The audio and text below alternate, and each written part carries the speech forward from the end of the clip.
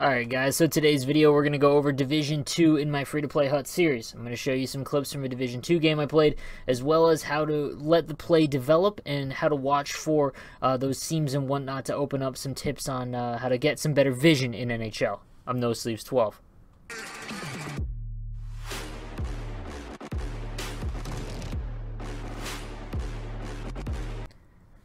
So guys, just a little update on my team. Still have 2 base cards on my 4th line. It's still pretty garbage, and now getting into Division 2, I kind of anticipated this to be the most difficult point because, again, you don't really get that many coins from wins or playing games if you're, winning consistently, because you're not really having that many games. That being said, I don't mind the guys that I have on my top 2 lines because they're pretty quick, and speed is all that really matters. I do have all 3 synergies of Thread the Needle, Silky Smooth, and Angry Aggressor on, so I'm pretty stoked about that. But again, the team, as you can see, is still pretty garbage, and yeah, that's what we're going to play Division 2 with. Alright, so let's get right into the game action. I'm playing Lord of War 1375 for the Division 2 title. It is in the maximum number of games. I believe I'm 7-2 right now. This is my 10th game to try and win the title, and I'm going to be able to show you guys some tips on how to watch for the play to develop and not get so trapped into the guy that has the puck, which a lot of people. So let's start right off the beginning here. In this clip right off the beginning, I tried to get a short side wrister in tight. It doesn't go. So as I'm going to get the puck, he retrieves it first along the boards. I know he only really has 1, maybe 2 plays if he has, the kind of vision to go all the way around the boards, but not many people do. A lot of guys will go to the closest player. So I do the crouch down, kind of like sift block along the boards, and that allows me to get the puck back right away. And while I'm skating in tight again, I'm not going for the short side wrister. I'm watching the center slot. I'm waiting for that overload one-timer to open up. And sure enough, I notice that he pulls his D-man, and the entire time, guys, I'm not looking at the guy with the puck. I'm watching for the dude in the middle, because even if I lose it, I can still defend and get back in time. It's not going to cost me anything if I lose the puck in the offensive zone like that. It's not near the blue line. So again, when you have the puck down low, and you're waiting for the guy in the slot to open up, make sure that you're watching more in the middle of the ice than the actual guy with the puck. This next one is all about odds. If you're skating into the zone with a correct-handed player, so a right-handed player coming down the right side, and he's not pinching or biting with his defenseman where he stops up or goes flat-footed so you can blow by him, so you could do the forehand, backhand deke, I don't know why this goal goes in so much, but just above the face-off dot, if you manually aim to the far side of where you're shooting, it'll go in, quite often. So it's not a bad shot to attempt. This is especially the kind of goal you want to go for when you're getting outplayed by someone much better than you, because it's EA, and these are the kind of shots that go in consistently. For the love of God, guys, just take the draw. Like, I don't know how many times this has got to happen to people before they just stop doing it. This next one is a perfect example of things where, like I said, you want to be having vision and watching where you're going and watching a play develop. So notice here I have the puck on my backhand, and I'm in tight, but I can't really make any moves because he's got his defenseman there, and I know that, like, the go-to kind of glitchy goals or, the dekes that for sure work on goaltenders, I'm not going to be able to get off here.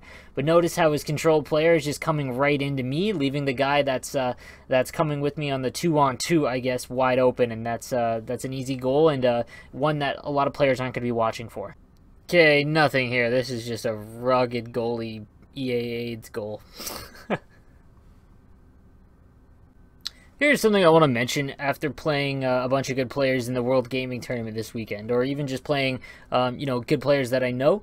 The second that you start letting the rush happen, so 2-on-1s, 3-on-2s, things where they're coming into the zone with numbers, that's usually when the the implosion happens. When you're playing someone better than you, this is when it's going to happen, is on the rush.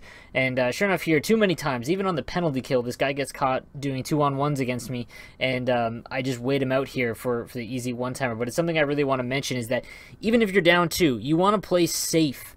Playing aggressive is good and whatnot, but when you play really, really good players, you're going to beat them by either scoring the cheesy goals, like the crazy slap shots from anywhere, or eventually getting the overload to work for the one-timer, or even the short side wrister. But the second you start giving up a ton of rushes, that's when you're going to get smoked.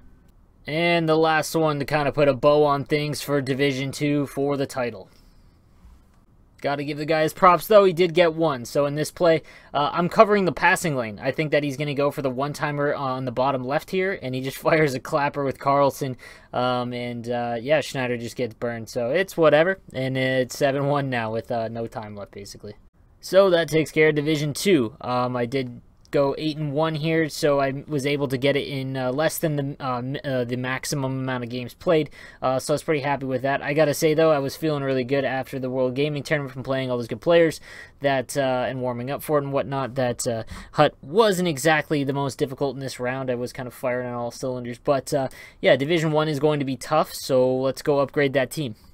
So, I know going into Division 1, I need to upgrade my fourth line, at least, well, my fourth and first line. So I need to get DeBrincat and McKinnon, who've basically been on my team since almost the beginning, off, and I need to replace their synergies. So, after doing some research on what would work as far as synergies go with the amount of money I have, which is just over 20K, I landed on the Ruby Braden Points and the Ruby Tyler Johnson. Their speed and shot, along with the synergies that they had, matched what I needed for my team, so I still have Silky Smooth, Angry Aggressor, and Thread the Needle, plus a bunch of other synergies, player individual ones that work. So going into Division 1, here's my squad, and I'm pretty happy with it. I mean, I know Division 1's going to be tough, but I do need to mention that because of the new Hut Champions mode, that Division 1 has a lot more players in it now, which is good and bad, but you're going to run across the guys that are just trying to grind, that aren't necessarily the top players, but you know, the online seasons is now a lot more populated with more players instead of just the ones that grind Division 1 that are, you know, are top guys. So that is good to see. So guys, that does take care of Division 2 in my free-to-play Hut series. We're going to be moving on to Division 1 next week and see if I can finally get this free-to-play team into, you know, Division 1 championship glory here, and then see if we can't move on to the Hut Champions. So everyone who's playing Hut this weekend in the first Hut Champions, good luck. I will be in Montreal, so I'm not going to be able to play, which kind of sucks, but yeah, it's a great addition to Hut, and I'm excited to see where NHL takes it. So yeah. Subscribe, like, all that kind of stuff, guys. I'll see you later. Stay average.